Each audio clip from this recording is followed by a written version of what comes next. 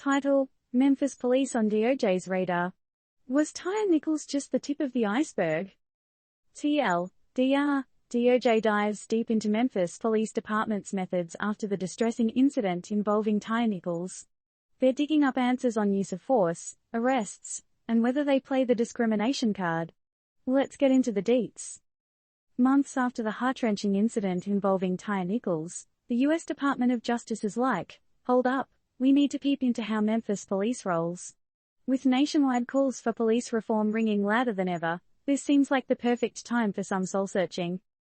Remember when Nichols got a brutal welcome by 5 officers post a traffic stop? Yeah, that. This incident didn't just amplify the need for an overhaul in police practices, but it's also made Memphis the poster child for the pressing issue of police conduct. But here's the twist, it's not just about one episode.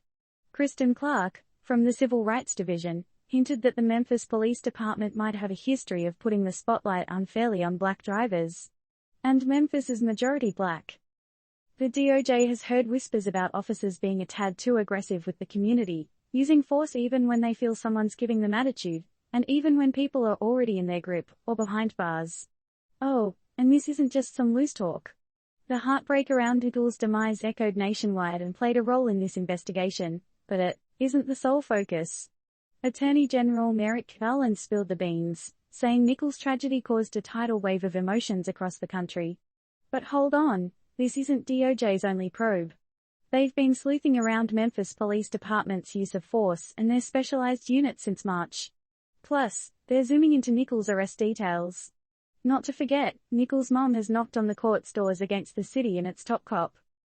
Rodney Wells, who's Nichols' stepdad, has his fingers crossed, hoping that this probe brings about a positive change in how Memphis cops interact with the folks.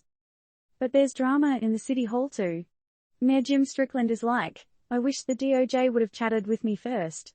Clark assured that Memphis police are on board with the probe, though. Director Seelan C.J. Davis asserted that while the officers in the Nichols case did a no-no, many others served the city right. Yet, this isn't where the story ends. Some activists have been waving the red flag for years, pointing at several face-offs between Memphis cops and the public.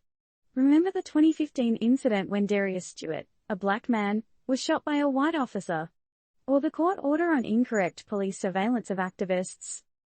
And if we look beyond Memphis, Minneapolis police were accused of racial discrimination even before George Floyd's tragic end. A probe into Louisville police hinted at rights violations and racial bias, triggered by Breonna Taylor's shooting. All this to say, these probes can span years. And if they do find some muck, we might see some mandated reforms, monitored by an unbiased party, and backed by a federal judge. So, we're left wondering, with all these investigations popping up like popcorn, will this lead to real, tangible change in how police operate? And if you're from Memphis or anywhere else facing similar issues, what's your take? How do you think we can bridge the trust gap between the community and the police ?